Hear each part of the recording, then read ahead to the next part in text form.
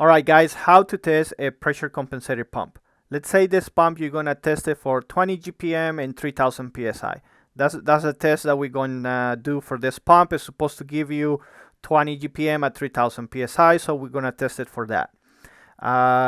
This is the pressure compensated pump over here. This is the pressure compensated control for the pump, variable displacement pump, an electric motor that is hooked up to the pump, a relief valve for the system, a pressure gauge, a flow meter, a needle valve to give resistance for flow and pressure, and it goes back to the reservoir, the relief valve, and the pump over here is connected to the reservoir as well.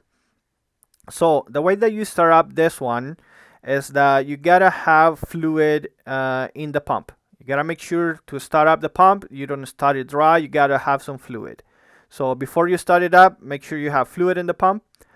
Make sure the pressure compensator setting, the screw is all the way out, so it's very minimum pressure for the pressure compensator setting.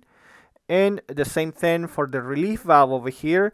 You gotta make sure the screw is all the way out, so you have minimum resistance for the relief valve, and minimum resistance also the needle valve all the way open. You gotta back it up all the way.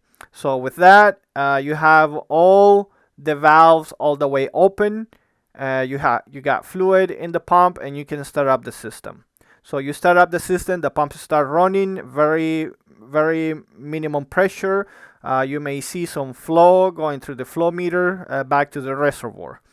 So at that moment, you can start closing the relief valve. You can close the relief valve all the way down and slowly close it all the way down. It should not be any much of a different on pressure settings over here. It pretty much should stay about the same, maybe some movement, but it's gonna be very minimum. After you close the relief valve, you can start closing the needle valve. Again, you go down slow, close the needle valve.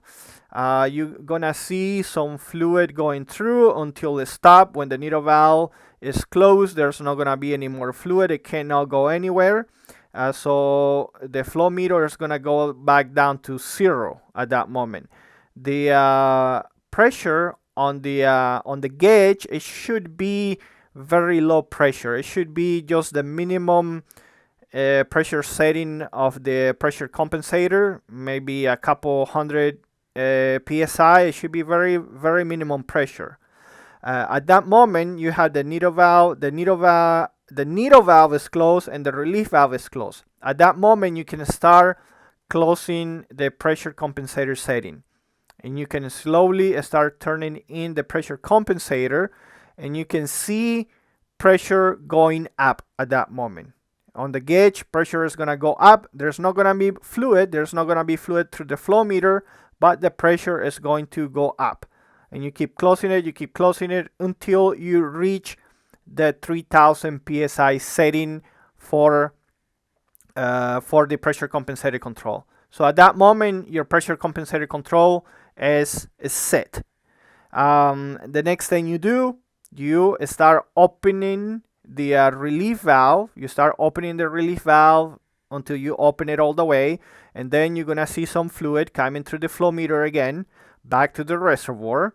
It cannot go through the relief valve. The relief valve is just there for safety reason. It really doesn't do much for the test. So you have fluid going through. The pressure on the gauge, on the pressure gauge, it drops to minimum pressure just to pump oil across the flow meter back to the reservoir. And now you can start do test recording. Now you can start closing the needle valve, and you can record flow and pressure at different settings. You can record it every 500 psi if you want. So you can record it at 500, 1000, 1500, 2000, 2500, up to 3000 psi. So you can get to see the if it maintains the 20 GPM from 500 to 2500 up to 3000 to see if it maintains the 20 GPM up to the 3000 psi. Now, I gotta tell you this, it's not going to hold 20 GPM when you get closer to the 3000 psi, because when you get closer to the 3000 psi, the pressure control starts moving and it starts de-stroking the pump. So you're gonna see a little bit less and less fluid. I would say between 2,500 to 3,000, possibly higher than 2,500. You know, it depends on the manufacturer. But once you start getting closer to the 3,000, you may see that the pump start de-stroking, and then when it gets to the 3,000 psi, the pump is completely in a zero displacement, just rotating, holding pressure without pumping any oil. So that is how you test a pump.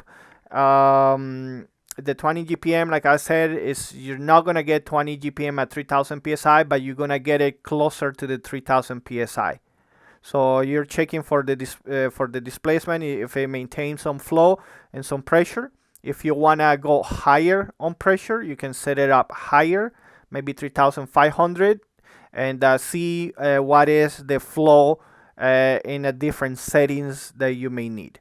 So anyway, guys, that is how you test a pressure compensated pump, and I would say match your finding of the testing according to the factory information that they're gonna give you. What should be the flow curves at a specific pressures, and if you don't see the flow curve, then you can ask him if the pump is good or not, you know.